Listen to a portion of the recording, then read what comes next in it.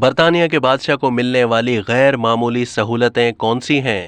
King Charles کی 2 سالگرہ کیوں ہوں گی؟ برطانیہ کے نئے شاہی حکمران کنگ چارلز 3 کو برطانیہ کا تخت سنبھالنے کے بعد کئی سہولتیں میسر ہوں گی، جن میں سے کچھ کافی دلچسپ ہیں۔ برطانیہ کے لیے بادشاہ کو ملنے والی غیر معمولی سہولتوں کے بارے میں آپ کو اس ویڈیو میں بتاتے ہیں۔ نمبر 1، پاسپورٹ اور ڈرائیونگ لائسنس کی ضرورت نہیں۔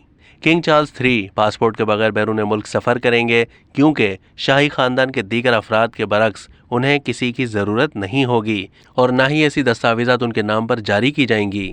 نمبر 2 سالگرہ۔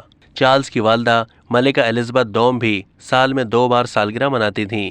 ان کی اصل سالگرہ 21 اپریل کو نجی طور پر منائی جاتی تھی اور جون کے دوسرے منگل کو ملکہ کی سالگرہ پر سرکاری طور پر جشن منایا جاتا تھا، کیونکہ گرمیوں کا موسم پریڈ کے لیے بہتر ہوتا ہے۔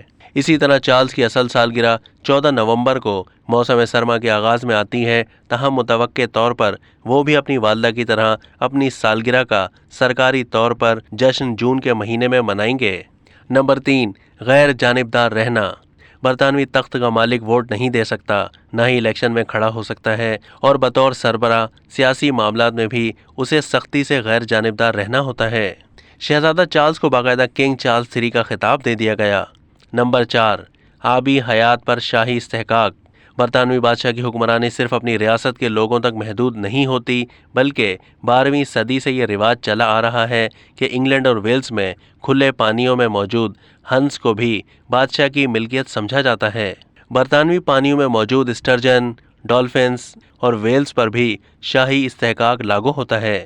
نمبر 5، شاہی وارنٹ۔ شاہی وارنٹ ان لوگوں کو جاری کیا جاتا ہے جو بادشاہ کو باقاعدگی سے سامان پہنچاتے ہیں اور خدمات فراہم کرتے ہیں۔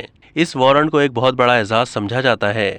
وارنٹ حاصل کرنے والی کمپنیاں اپنے سامان پر رائل آرمز یعنی شاہی نشان کو استعمال کرنے کی مجاز ہوتی ہیں۔